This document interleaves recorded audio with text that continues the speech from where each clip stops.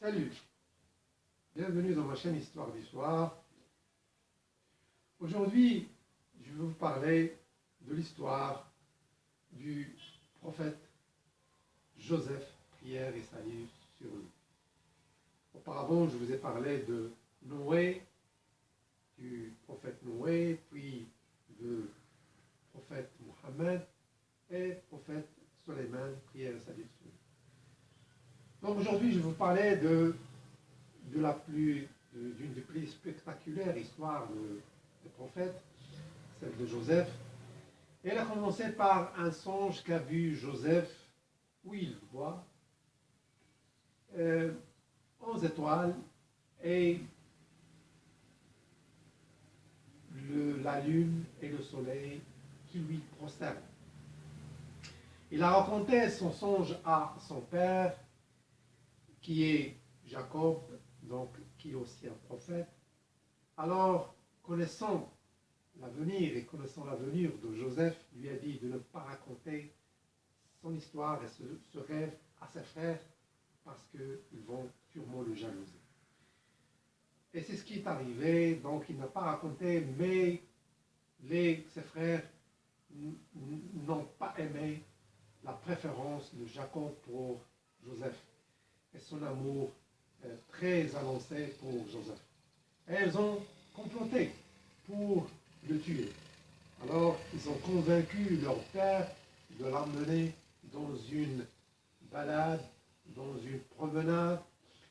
C'est ce qu'il a donc il l'a laissé avec ses fils.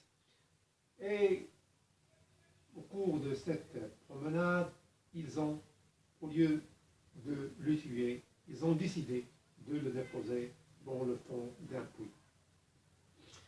Ils sont revenus à leur père en pleurnichant, disant qu'il a été dévoré par un loup le moment où ils sont allés faire leur course et jouer. Et c'est bien que Jacob n'a pas reçu cette version de bonne oreille, il a laissé les choses à Dieu. Et donc, Joseph est au fond d'un puits, et c'est une caravane qui passe. On va le retirer du puits, et on va le vendre à un grand intendant d'Égypte, à l'Asie. Cet intendant, en l'amenant à la maison, a dit à sa femme de lui donner une très bonne hospitalité, afin peut-être un jour qu'il le sera utile, ou qu'il l'adopte en tant que fils parce qu'il n'avait pas d'enfant. Avec l'âge, Joseph est devenu jeune, il est très beau. Il avait une grande part de beauté, à tel point qu'on disait qu'il avait à lui seul 9 parts de beauté, et les humains ont partagé une part de beauté. La femme de l'intendant Al-Aziz était émerveillée par la beauté de Joseph et l'a séduit. Mais Joseph n'a pas cédé, malgré qu'il a eu un faible, il n'a pas cédé. Il a fui vers la porte, et devant la porte, il a trouvé l'intendant avec un proche parent de cet intendant qui a témoigné en faveur de Joseph, parce qu'il a vu que la tunique de Joseph était déchirée de derrière. Après, la femme de l'intendant n'a pas aimé cette fin, comment les choses ont évolué, et il a appelé d'autres femmes à une collation, et il leur a donné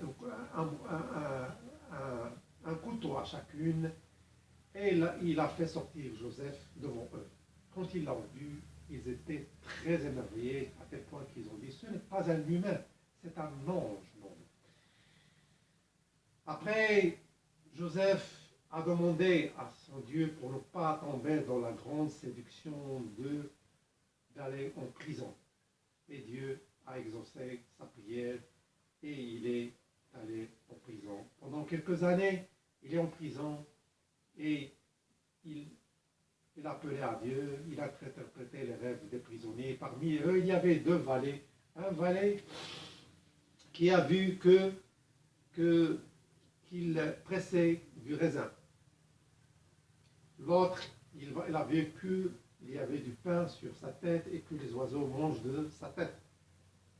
Joseph, prière et salut sur lui, a interprété ces deux rêves en disant premier qu'il va donner à boire à son maître, tant que le deuxième, il sera crucifié. Le premier valet est sorti de prison et un moment, quelques années après, c'est le roi qui voit un songe et qui a demandé à son notable de l'interpréter. Ce songe, c'est qu'il a vu sept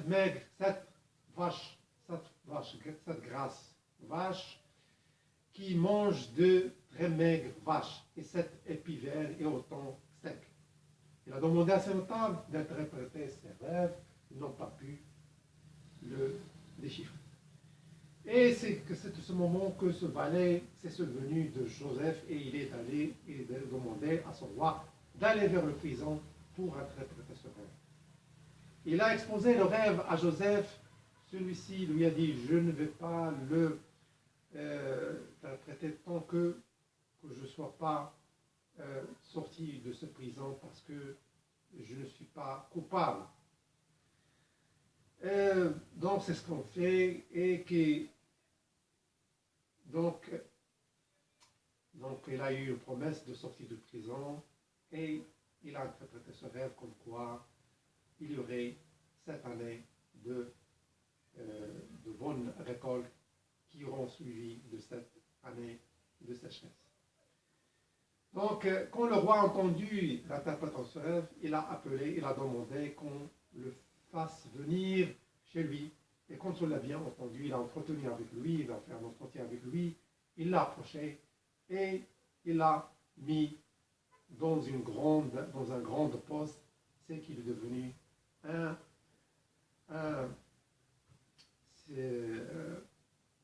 c'est celui qui est chargé des réserves des récoltes, etc., etc. Donc, un grand poste. Et dans ce poste, donc, un jour, ses frères sont venus vendre leur récolte. Et Joseph les a reconnus malgré l'orage par des signes. Et il a demandé qu'il n'y a pas de commerce avec lui tant qu'ils n'ont pas emmené leur frère, le petit frère, qui est Benjamin. Ils ont dit que leur père aimait ce Benjamin et qu'il ne pouvait pas se détacher de lui et le laisser partir. Donc, Joseph a insisté et ils ont dit à leur père que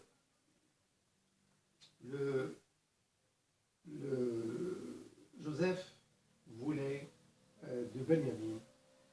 Il l'a laissé partir et il a eu l'idée après, Joseph, il a eu l'idée de mettre la grande coupe du roi dans le sac du Benjamin.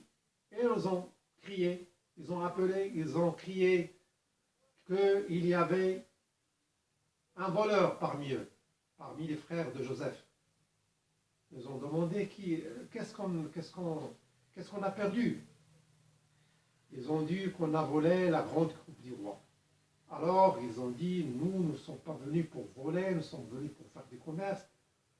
Et on a vérifié, on a trouvé la coupe du roi dans le sac de Benjamin. Et c'est ainsi que Joseph a pris donc Benjamin près de lui.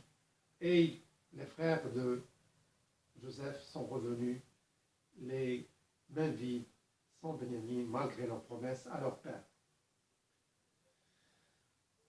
Jacob, le père Jacob, à voilà, une autre épreuve. Il a perdu auparavant Joseph et il perd Benjamin. Il a pleuré et c'est à tel point que ses yeux sont blanchis.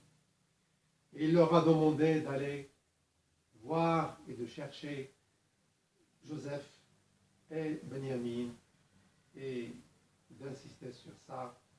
C'est ce qu'ils ont fait, ils sont revenus, ils ont demandé qu'on leur fasse, qu'on leur fasse une bonne faveur dans leur commerce. Et c'est ainsi que Joseph leur a dévoilé son identité et leur a dit, voilà ce que vous avez fait de Joseph. Mais Dieu m'a élevé, comme vous le voyez. Voilà mon fils que vous détestez aussi. Vous m'avez détesté, vous m'avez jeté au puits, voilà où Dieu m'a élevé.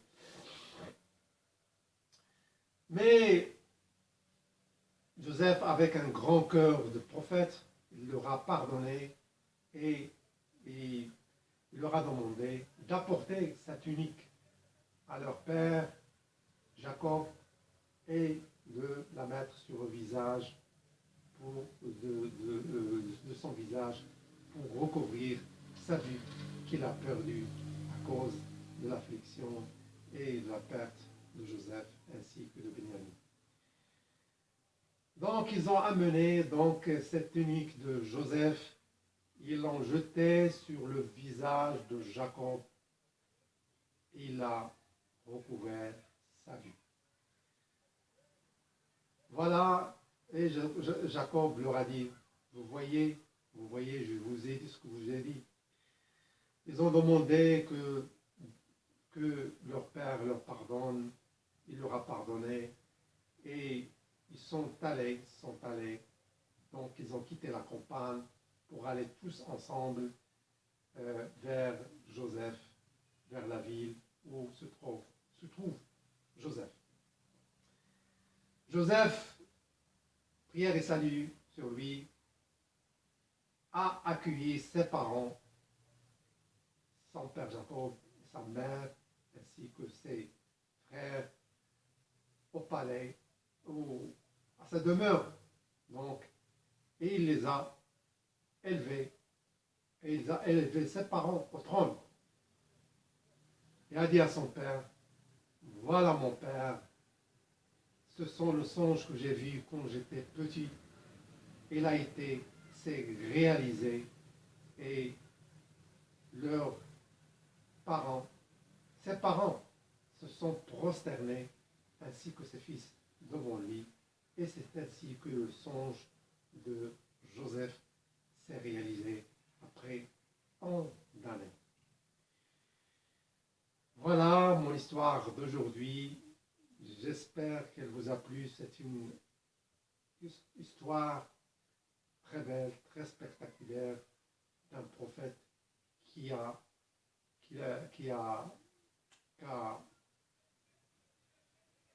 Dieu lui a octroyé une grande beauté et aussi la grande faveur et la grande donation